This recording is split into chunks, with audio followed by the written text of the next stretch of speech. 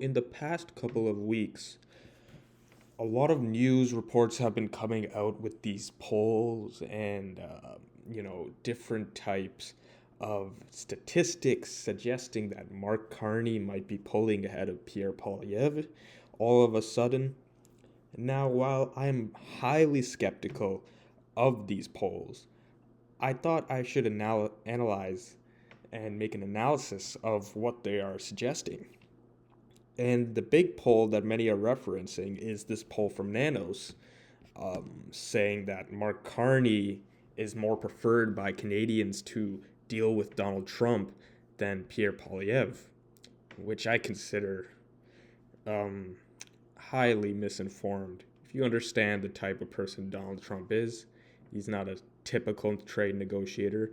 He likes to negotiate with people he likes. And people he likes are people who are on his side of the political spectrum or who he perceives are on his side of the political spectrum. So he would probably deal better with a conservative leader over a liberal leader. That's just the fact, okay? And when he sees Mark Carney, a, meek, nonchalant banker who's just very, very, I have to say it. He doesn't have that kind of personality, that oomph that you usually get from politicians like Donald Trump or even Pierre Poilievre. He is very monotone, very professional, we can say, which is good. But is it good for dealing with Donald Trump? I don't think so. You need somebody with fire to match fire. And though many people have different views on Pierre Poilievre's personality, some see him as over pretentious, I still have to give it to him that he is able to match fire with fire in a professional and political way. And he does it quite well. I'd have to give it to him. And I just wanted to go into Mark Carney's record and also the legacy media articles now capitalizing on this Trump wave of, tariff news and all that, and how they're trying to relate that back to Pierre Poilievre and the Conservative Party in Canada. So here we have an article from the Canada's National Observer really, really, really putting their favor in for Mark Carney, saying this remarkable title, Mark Carney was made for this moment, written by this man named Max Fawcett.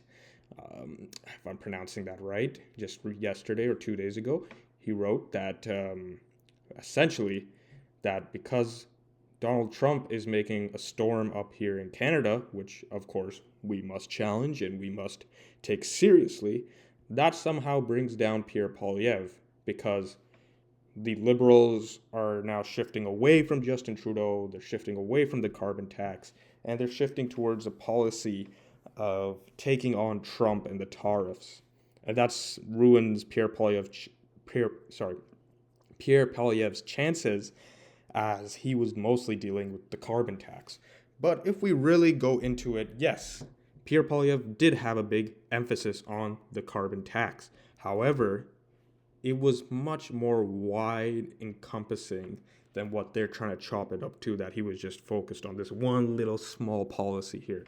He has mentioned on notoriety of occasions where he has mentioned that he's not only there to cut the carbon tax, he's there to bring the whole government spending under control, have a dollar for dollar cost savings measures, and also cut taxes in general for the Canadian populace while attracting business investment to Canada, which has been substantially destroyed under Justin Trudeau and the Liberals who are currently trying to, bring their new hero, Mark Carney, into the front race and run for prime minister. But do you really think that the Liberals are going to make some substantial policy change if they're elected again?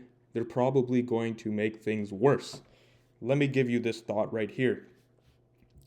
Liberals, the last 10 years, destroyed business in Canada, imposed red tape, imposed massive taxes, made sure that Canadian businesses are not coming into this country but are running away from it, and foreign businesses are not investing in Canada either. They have ensured that this country goes into a socialist redistribution policy of governance. And do you think, let me pose this question, do you think that if we were to elect another liberal government, that somehow they're going to reverse on all those changes and, reenact policies that will, attract business investment and restore the business environment that was very lively before Justin Trudeau came in? No. What you have to understand is these politicians are idiots. Okay? They're not going to, ever admit to their mistakes. They're going to cover up their mistakes and they're going to pretend like their mistakes are working.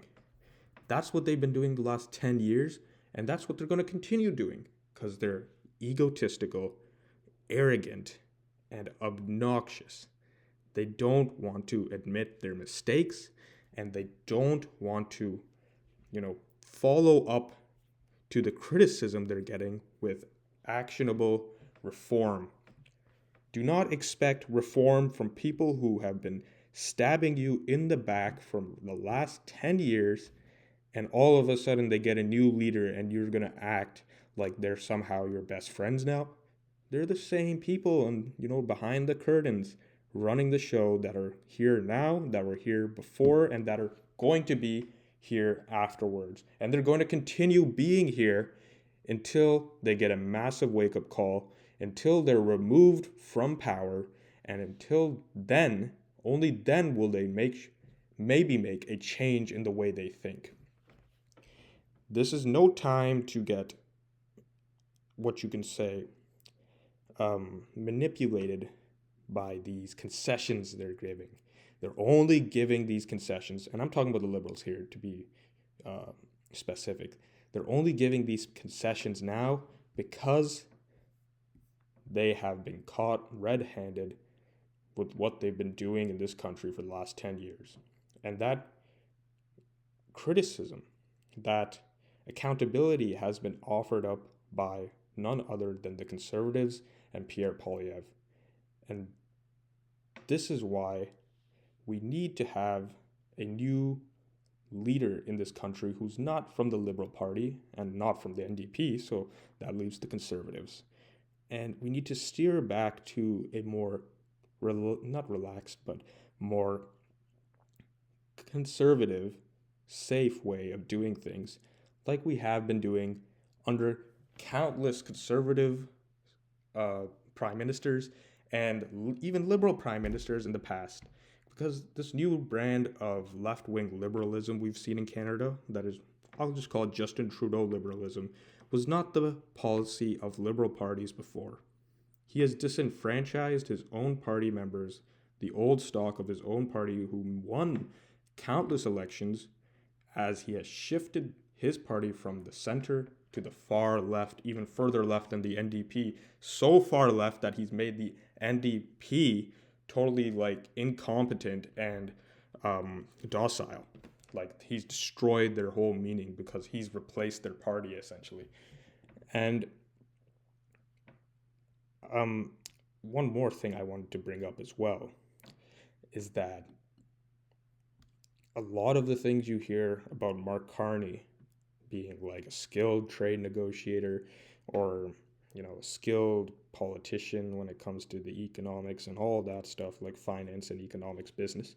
Yes, it might be true.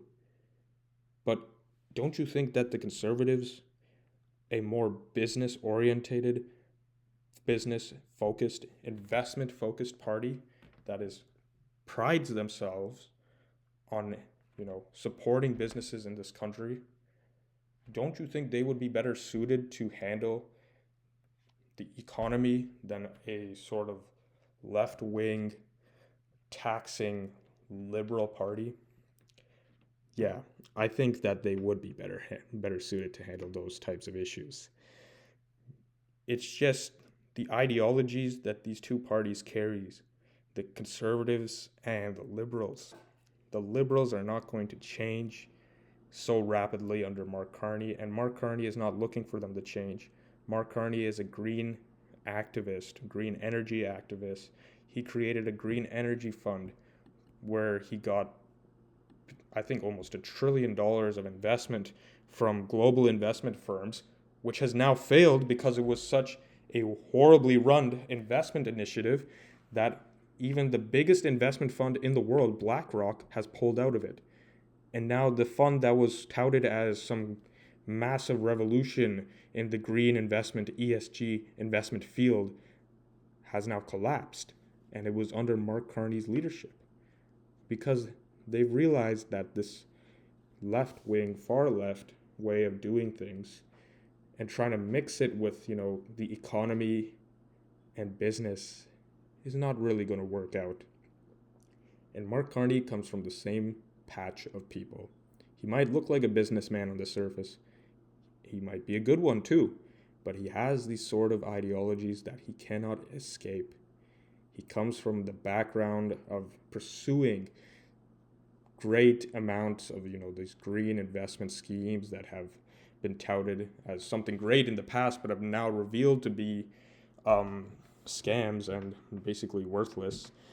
And he works with organizations like the World Economic Forum, where their ideology is not focused on the people of nations, rather they're focused on goals of globalism and imposing agendas on the people that the people did not necessarily ask for.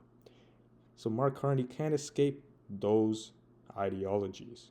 He might be good in the business economic side, but he has those, skeletons in his closet from associating with the far left globalist agenda that are going to stick with him now, that have stuck with him in the past, and that will be stuck with him in the future. That's just the word of caution I wanted to offer to you guys today. I hope you enjoyed this little spiel that I had. It just went off the top of my head. And please let me know what you think down below in the comments. And make sure to like, subscribe, share this video as well to get the word out. And thank you very much for watching. Bye.